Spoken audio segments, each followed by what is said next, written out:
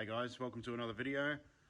Today I just want to talk about water chillers, or more importantly my water chiller. I've got this CW-3000 that's, upon doing my research before buying the laser machine, was under the impression that it is a refrigeration system that cools a laser as the laser runs. When I purchased this, I actually found out from the guy that I bought it from that this doesn't actually do that. This doesn't have the refrigeration unit in it and only brings the temperature down to an ambient temperature, so basically down to the temperature of the room. So I believe that they're quite good, if you've got your laser maybe in an air-conditioned room or in the house or something like that. But as far as having them outside, I actually have mine in my shed with my CNC machine and my saw, and it gets, as I said, it's in a shed, so it gets quite hot in here during the day, especially coming into summer. I'm in Brisbane, well, south side of Brisbane, and obviously during summer it can get pretty hot in here. So so now I've got to look into upgrading this one. I've looked at the 5200, which is probably what I'll end up going for, but for the moment, I think I'm probably just going to swap over to the bucket, the water bucket and container with the ice bottles in it. I've heard that you can fill up ice bottles of water and put them in the freezer and sort of swap them in and out. I think that would probably work better than what this thing would, being that in the shed here, even now, while it's not even summer, I think it still gets to about 25, 26 degrees. And I noticed the other day when I was on the laser, I'd had it running for a couple of hours. Well, not really a couple of hours, probably only about 2 hours. And the temperature on that was reading 27. So I'm yet to really know, how hot they sort of get as you run them. So it's something I do have to sort of look into a little bit more.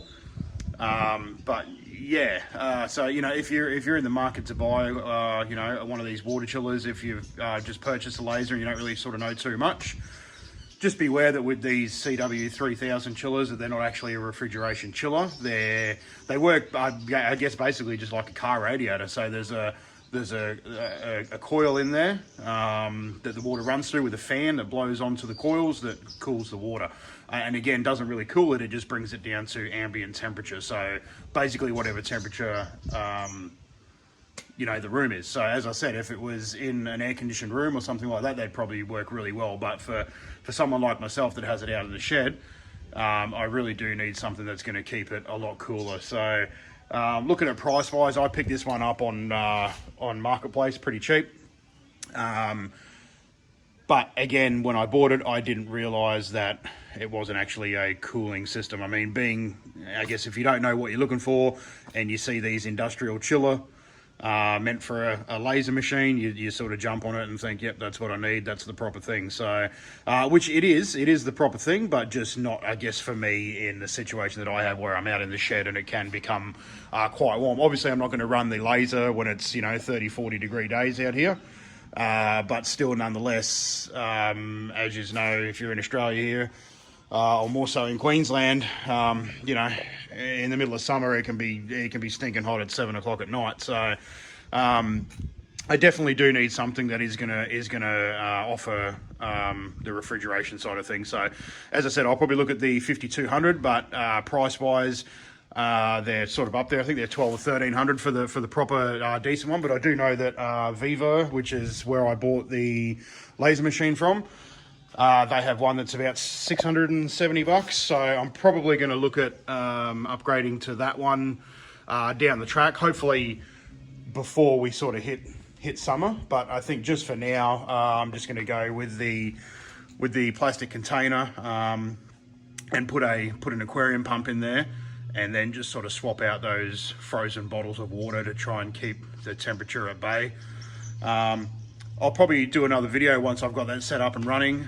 I think they're pretty basic to do. I've seen and read, several things about them. So hopefully it'll be pretty quick and easy to sort of set that up.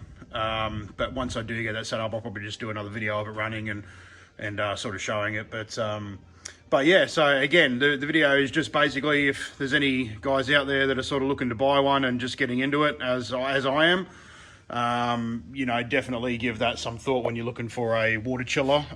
If you're, you know, if you're outside in the shed or, you know, in somewhere where it can be, where it can get quite warm.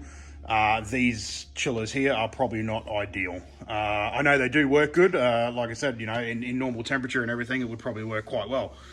But it does only bring them down to ambient temperature, which is obviously the temperature that the room is basically. So it's not going to actually make the water any cooler. And again, I don't know how hot they can sort of get running through the tube, but I assume they do get pretty hot.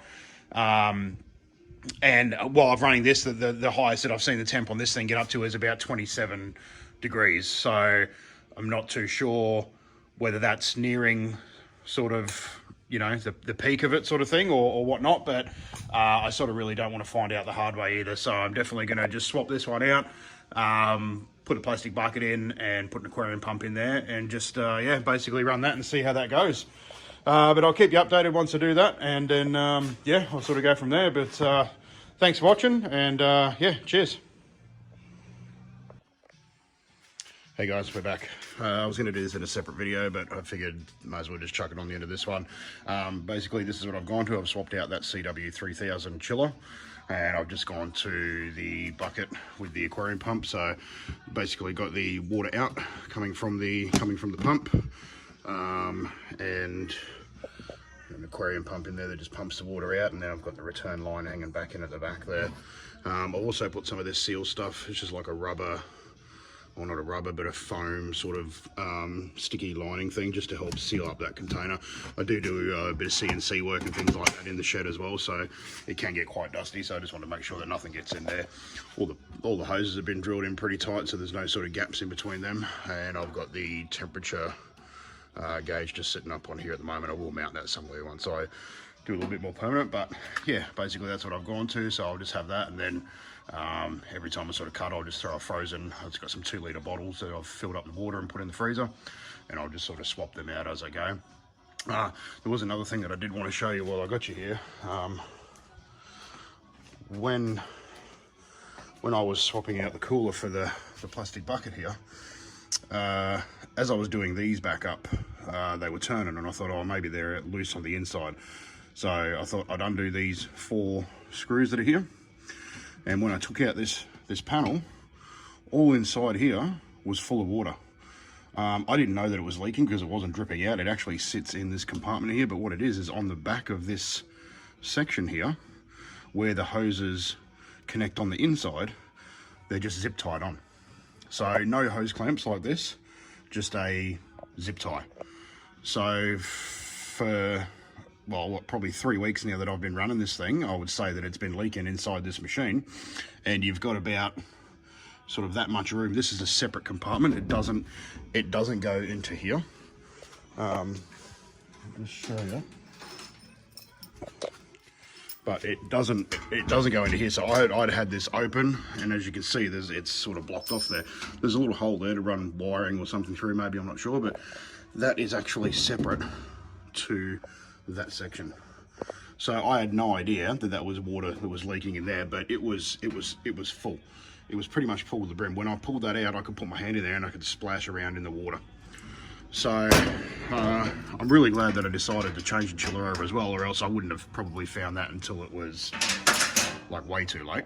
But yeah, so another fault with this machine, I guess, and I only found it because I tried to tighten up these and they were turning. So I thought that they were loose on the back, so I undid these 4 screws, took that panel out, and that's when I realized that they were only zip tied on the inside. So I've since put hose clamps onto them and put it all back together, so should be all good now, but I just wanted to point that out while I was doing that I found that. So again, if you do have one of these machines and you've noticed that your water's going down probably more than it should be, or even just in general, really, I would definitely pull this panel off and have a look at that.